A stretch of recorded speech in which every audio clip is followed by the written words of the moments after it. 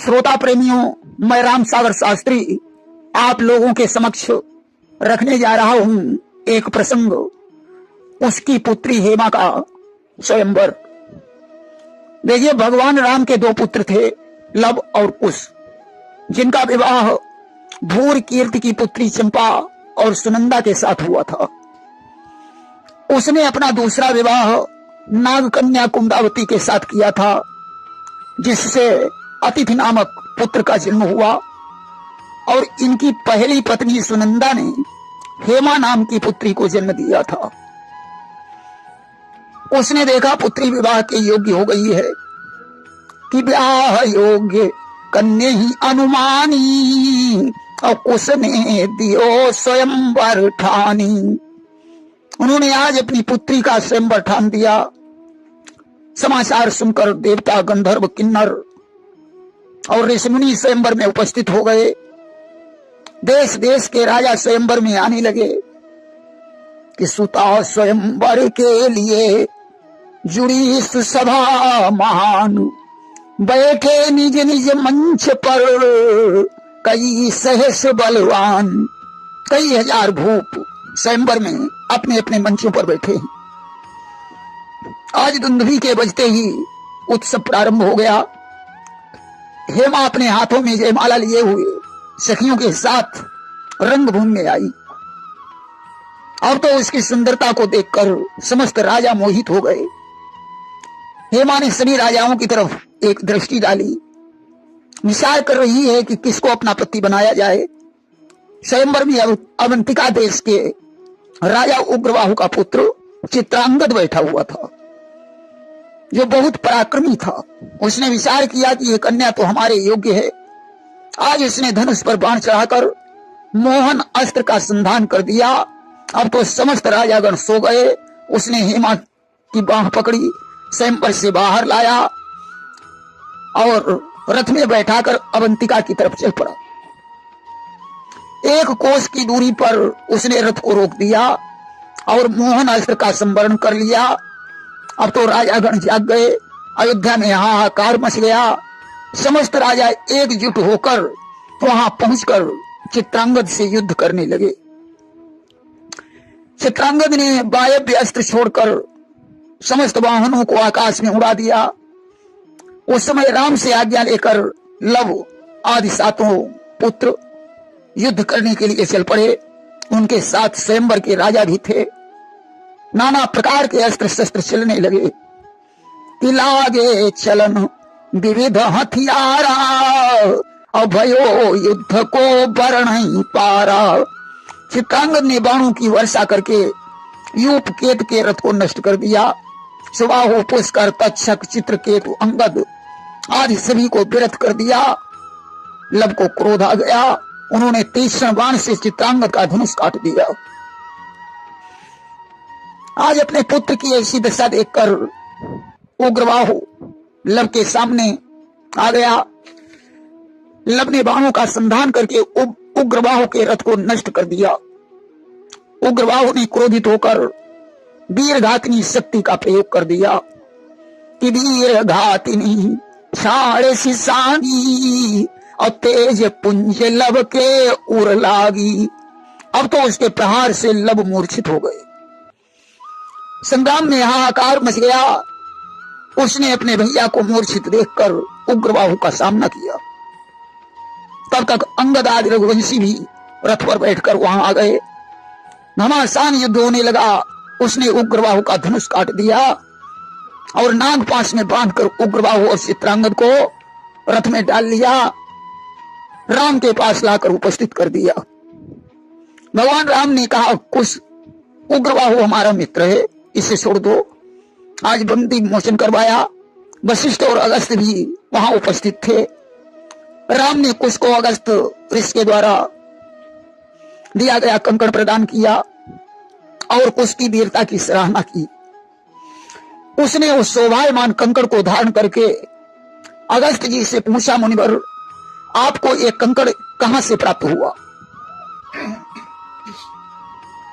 अगस्त जी ने कहा, राजकुमार, बहुत दिन पहले इंद्र के बहुत से शत्रु समुद्र के तल में अपना घर बनाकर रहने लगे। इंद्र को जब इस बात का पता चला कि मेरे शत्रु समुद्र में घर बनाकर रह रहे हैं, तो इंद्र ने मेरे पास आकर प्रार्थना की, पिताव सूरपति मेरे ढिंड आए और करी बिनती यस वचन सुनाए कि मोर सहाय मुनीश्वर की जय और भरी अंजलि सागर पी लीजिए। हे मुनीश्वर, आप अंजलि में भरकर सारा समुद्र पान कर लीजिए। आज तो मैंने इंद्र की प्रार्थना पर समुद्र का पान कर लिया और उसे जीवित रखने के लिए मूत्र मार्ग से बाहर निकाल दिया। इस बात पर प्रसन्न होकर समुद्र ने उपहार स्वरूप कई कंकड़ मुझे प्रदान किए। यह कंकड़ समुद्र द्वारा दिया गया उपहार है। उसने अगस्त से कहा, मुनिवर, लब भैया मूर्छित पड़े हुए हैं, उन्हें कैसे जीवित किया जाए? अगस्त ने कहा, राजकुमार, जिस समय जनकपुर से बारात वापस लौट रही थी, उस समय भरत को शत्रु राजाओं ने मूर्छित कर दिया था। तब लक्ष्मण जी मुदगल ऋषि के आश्रम से संजीवनी बूटी लाए थे और उसके रस से भरत जी जीवित हुए थे। आज हनुमान को भेजकर वहां से संजीवनी बूटी मंगवा लीजिए। हनुमान को भेजकर संजीवनी बूटी मंगवाई गई। उसका रस निचोड़कर कुछ ने जब लब के मुख में डाला। आज लब ने अपनी दोनों आंखें खोल दी। राम ने हनुमान को हृदय से लगा लिया। अब एक प्रश्न उठता है कि जब मुदगल ऋषि के आश्रम में संजीवनी बूटी मौजूद थी, तो हनुमान जी द्रोणागिरि पर्वत पर बूटी लेने क्यों गए? और मुदगल के आश्रम में संजीवनी बूटी की लता कैसे उत्पन्न हो गई? देखिए, पहले गरुण जी अपनी माता को जीवित करने के लिए स्वर्ग से अमृत कलश लेकर उड़े। मुदगल के आश्रम में कलश से अमृत की एक बूंद छलक कर गिर पड़ी, जहां संजीवनी बूटी की एक लता उत्पन्न हो गई। जामवंत को इस लता का कोई पता नहीं था, हनुमान जी भी नहीं जानते थे, इसलिए द्रोणागिरि पर्वत पर जाना पड़ा। आज राम ने लब की वीरता पर प्रसन्न होकर उन्हें भी एक कंकण प्रदान किया। लब ने अगस्त जी से पूछा, मुनिवर, आपको ये कंकड़ कहां से प्राप्त हुआ? अगस्त ने कहा, राजकुमार, एक समय मैं दंडकारण्य के एक सरोवर में स्नान करने के लिए गया। स्नान करने के बाद मैं थोड़ी देर के लिए सरोवर के तट पर बैठ गया। अचानक स्वर्गलोक से एक विमान आया, जिसमें एक पुरुष और सैकड़ों स्त्रियां थीं। उनके आते ही सरोवर से एक शव निकलकर किनारे पर आ लगा। पुरुष ने जाकर उस शव का भक्षण किया, जल पिया और विमान में बैठ गया। यह देखकर मैं उस पुरुष के पास पहुंचा और मुर्दा खाने का कारण पूछा। पुरुष ने कहा कि पूर्व काल में मैं विदर्भ देश के राजा वसुदेव का पुत्र था। मेरा नाम श्वेत और मेरे दूसरे भाई का नाम सूरत था। जब मुझे पिता का सिंहासन प्राप्त हुआ, तो राज के मद में पड़कर मैंने कभी दान नहीं किया, रात दिन पाप ही करता रहा। मेरे कोई संतान भी नहीं हुई। वृद्धावस्था में मैंने अपने भाई को राज्य दे दिया और तपस्या करने चला गया।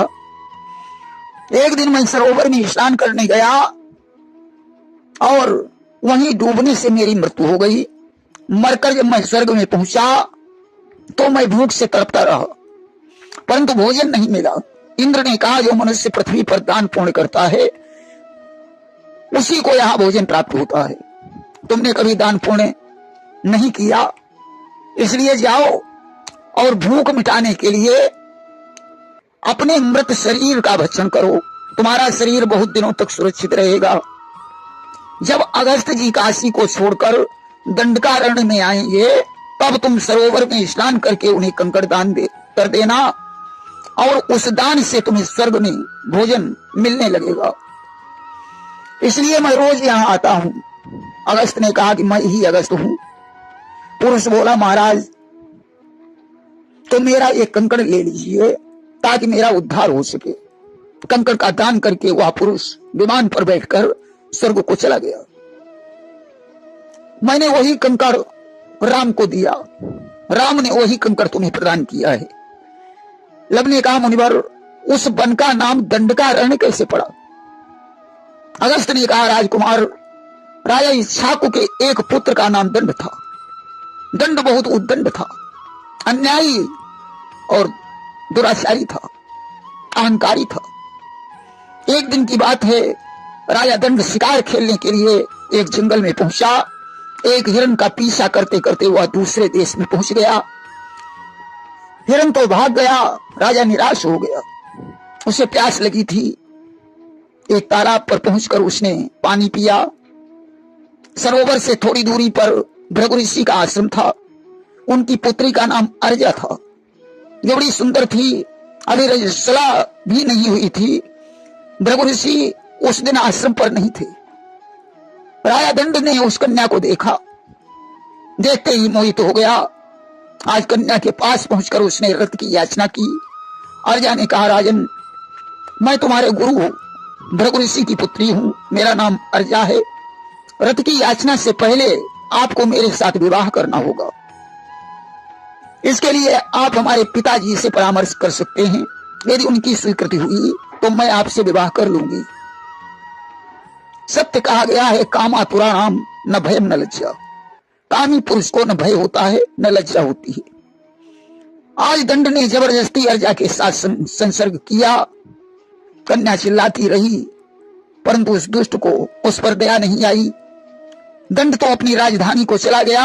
इधर भृगु ऋषि के आने पर कन्या ने रो रो कर दंड की हरकत का व्याख्यान किया। सुनकर भृगु ऋषि क्रोध से लाल हो गए, कमंडल से जल दिया और दंड को श्राप दे दिया कि जिस मद में फूला फिरता है वह मद तेरा खो जाएगा। इस राजपाट के साथ साथ तुम अभी भस्म हो जाएगा। अरे दुष्ट दंड, मैं तुझे श्राप देता हूं, तेरे शरीर के सहित तेरा संयोजन का राज्य जलकर भस्म हो जाएगा। अर्जा प्रार्थना करने लगी, पिताजी, मेरे कहने से श्राप की कोई अवधि निश्चित कर दीजिए। भृगु ने कहा, जब अगस्त्य जी काशी छोड़कर विंध्याचल के इस पार आएंगे तब यह स्थान सजल हो जाएगा और बड़े बड़े ऋषि यहाँ आकर निवास करने लगेंगे। भगवान राम जब दंडकारण्य में आकर रहेंगे तो यह स्थान ज्यों का त्यों हो जाएगा। इसके बाद भृगु ने अर्जा का विवाह एक मुनि के साथ कर दिया और हिमालय पर्वत पर जाकर तपस्या करने लगे। आज दंडकारण्य के बारे में लव को इतिहास सुनाकर अगस्त्य जी शांत हो गए। इसके बाद भगवान राम ने उससे कहा, पुत्र, उग्रबाहु हमारा मित्र है, अब राजी खुशी से हेमा का विवाह चित्रांगद के साथ कर दीजिए। राम की आज्ञा से उसने बड़े प्रेम के साथ अपनी पुत्री हेमा का कन्यादान लिया। बड़े प्रेम के साथ हेमा और चित्रांगद का विवाह हुआ। दहेज में बहुत से हाथी घोड़े रथ दिए, बड़े आदर के साथ विदा कर दिया। जितने राजागण स्वयंवर में आए थे उन्हें भी भगवान राम ने सहर्ष विदा किया। समस्त राजागण अपने अपने देश को वापस चले गए। देखिए, जो कुछ होता है वह भगवान की इच्छा से होता है कि राम कियो चाहई सोई होई और करई अन्यथा अस नहीं कोई। भगवान जो करना चाहते हैं वही होता है, उसे मिटाने वाला कोई नहीं है। अस्त चित्रांगद और हेमा के विवाह में भी भगवान राम की इच्छा शामिल थी। प्रेम से बोलिए वृंदावन बिहारी लाल की जय।